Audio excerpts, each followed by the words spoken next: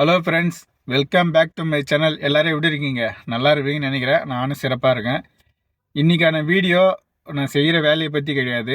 உங்கள் மனசில் சில கேள்வி இருக்கும். அந்த கேள்விக்கான பதிலாக இந்த வீடியோவை நான் மேக் பண்ணுறேன். கொஞ்சம் கவனமாக பாருங்கள். வெளிநாட்டுக்கு வரணும்னு நினைக்கிற உங்கள் ஃப்ரெண்டுங்களுக்கு ஷேர் பண்ணுங்கள். வெளிநாட்டில் இருக்கிறவங்களும் பார்க்கலாம், ஒன்றும் தப்பு கிடையாது. தப்பாக எதுவும் நான் சொல்ல போகிறது கிடையாது. கேள்வி, வெளிநாட்டில் என்ன வேலை ப்ரோ கிடைக்கும், இல்ல எந்த வேலைக்கு ப்ரோ வரலாம் அப்படின்னு கேட்டா, பயப்படாதடா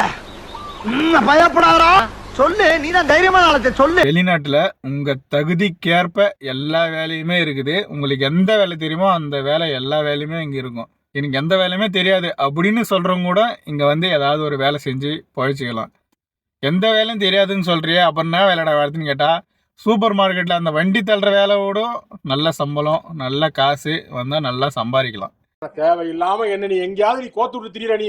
வெளிநாட்டுல இந்த வேலை தான் கிடைக்கும், இந்த வேலை தான் இருக்கும் அப்படின்ற அந்த பயம் வேணாம். எல்லா வேலைக்குமே வேக்கன்சி இருக்குது. அடுத்த விஷயம், வெளிநாட்டுக்கு வேலைக்கு வந்துட்டா கஷ்டமா இருக்குமா ப்ரோ அப்படின்னு கேட்டா, அதுக்கான பதில் ஒருத்தர் சொல்லுவாரு, கேளுங்க. ரொம்ப கடுசா சாமி, கடுசுன்னு பார்த்தா மூலவியாதிக்காரனுக்கு பேல்றது கூட தாண்டா கஷ்டம். கேட்டுங்களா?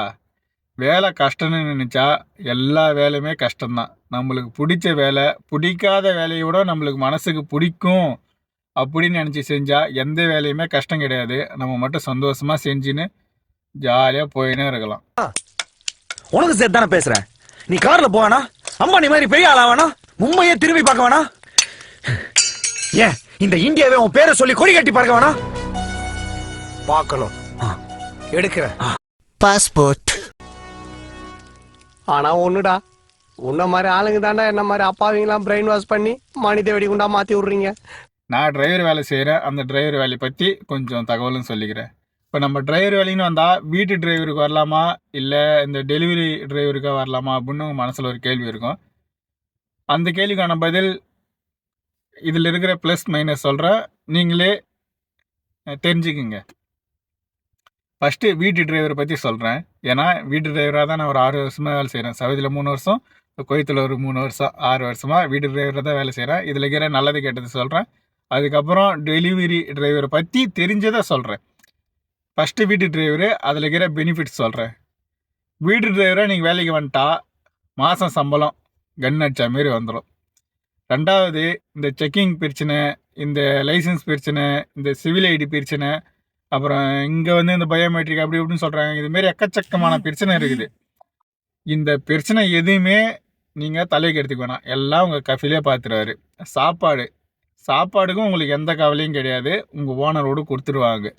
அப்படி ஓனர் வீட்டில் உங்களுக்கு சாப்பாடு ஆக்கி கொடுக்கலனாலும் அதுக்கேற்ற காசு கொடுத்துருவாங்க. கொஞ்சம் டென்ஷன் இல்லாமல் இருக்கலாம். வீட்டு வேலைக்குன்னு வந்துட்டா கொஞ்சம் நிம்மதியாக இருக்கலாம்னு வச்சுக்கிங்களேன். யாருக்கும் பயப்பட வேண்டிய அவசியம் கிடையாது, உங்கள் ஓனர் வீட்டை தவிர. ஏன் அதை சொல்கிறேன்னா, நான் ஃபுட் டெலிவரி அந்த டிரைவர் வேலையை பற்றி சொல்லும் போது உங்களுக்கு புரியுங்க இப்படி சொல்கிறேன் அப்படின்னு.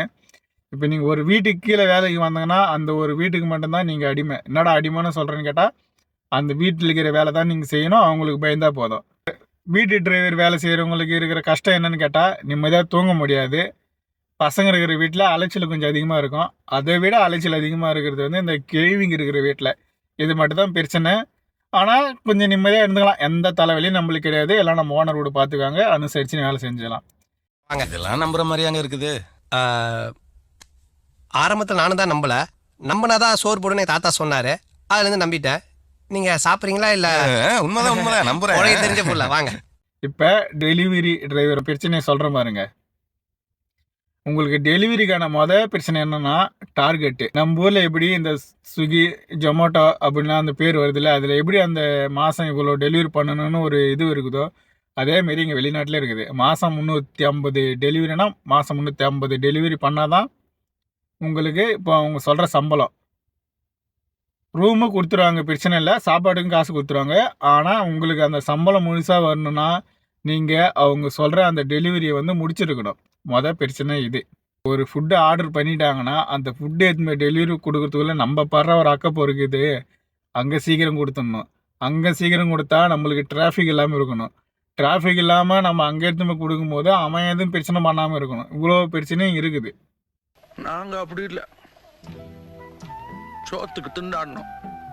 4 காசு சம்பாதிக்கணும்னா சாவணும். சம்பாரிச்ச காசை வீட்டுக்கு கொண்டாடுறதுக்குள்ள ரத்த அடிப்படணும்.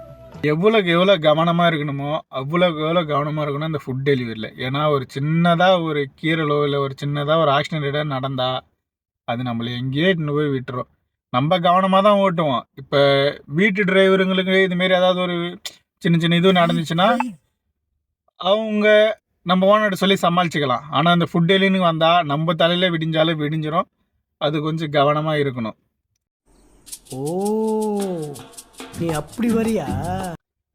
அதுமாரி வீட்டு டிரைவருங்களுக்கு இருக்கிற மாரி அந்த கொஞ்சம் கட்டுப்பாடு வந்து டெலிவரி டிரைவரு கிடையாது. ஏன்னா உங்களுக்கு இத்தனை மணிக்கு அந்த ஆப்பை ஓப்பன் பண்ணி வச்சுட்டு இத்தனை மணிக்கு க்ளோஸ் பண்ணுறேன்னா அதுக்கப்புறம் ஃபுல்லாக உங்கள் டைம் தான். நீங்கள் சமைச்சு சாப்பிட்லாம், ஜாலியாக போய் ஊரை சுற்றலாம், இல்லை எதனா ஒரு பிக்சருக்கு போகலாம். அது வந்து உங்களுக்கான டைம். ஆனால் ஹவுஸ் டிரைவருக்கு உங்களுக்கான டைம்னு ஒன்று கிடையவே கிடையாது. எனி டைம் வேணால் கால் வரும், எப்போ வேணால் உங்களுக்கு வேலை வரும். ஃபைனல் டச்சாக சம்பளம் எவ்வளோ ப்ரோ இருக்கும் அப்படின்னு கேட்டால் மினிமம் சம்பளம் 100 தினார்லேருந்து ஹையஸ்ட்டு சம்பளம் 200-300 தினார் வரைக்கும் இருக்கும். உங்கள் வேலையை பொறுத்து, உங்கள் எக்ஸ்பீரியன்ஸை பொறுத்து, உங்களுடைய அந்த குணத்தை பொறுத்து.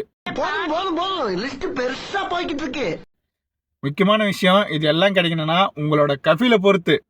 கஃபீல் நல்லவராக இருந்தால் நல்லா சம்பாதிக்கலாம், நல்லா பார்த்துக்குவாங்க. கஃபீல் கொஞ்சம் கெடுபடியாக இருந்தால் உங்களுக்கான சம்பளம் மட்டும்தான் வரும், எக்ஸ்ட்ரா காசு கிடையவே கிடைக்காது. ஃபைனலாக என்ன ப்ரோ சொல்ல வர, வெளிநாட்டுக்கு வேலைக்கு வரலாமா அப்படின்னு கேட்டால் கண்டிப்பாக கஷ்டம் இருக்கிறவங்க எல்லாருமே வெளிநாட்டுக்கு வேலைக்கு வரலாம். அந்த கஷ்டத்தை தெரிஞ்சு வேலை செய்யணும். வெளிநாட்டுக்குன்னு ஃப்ளைட் ஏறும்போது முக்கியமான விஷயம் இந்த சூடு, சொரணை, வெக்கம், மானம், கோபம் அப்படின்னு சில ஐட்டம்லாம் நம்ம கூடவே இருக்கும் பார்த்தீங்களா. அது எல்லாம் நம்ம ஊர் ஃப்ளைட்டிலே குழி தோண்டி புதைச்சிட்டு நீங்கள் ஃப்ரெஷ்ஷாக ஒரு களிமண் மாரி வரணும். இவங்களுக்கு ஏற்ற மாரி நட உட சாப்பாடு குணம் எல்லாத்தையும் மாற்றி இவங்களுக்கான மனிதர்களாக இருந்தால் நல்லா சம்பாதிக்கலாம், சந்தோஷமாக இருக்கலாம், கொஞ்சம் என்ஜாய் பண்ணிக்கலாம். நான் சொல்கிறது ஓரளவுக்கு புரிஞ்சிருக்குன்னு நினைக்கிறேன்.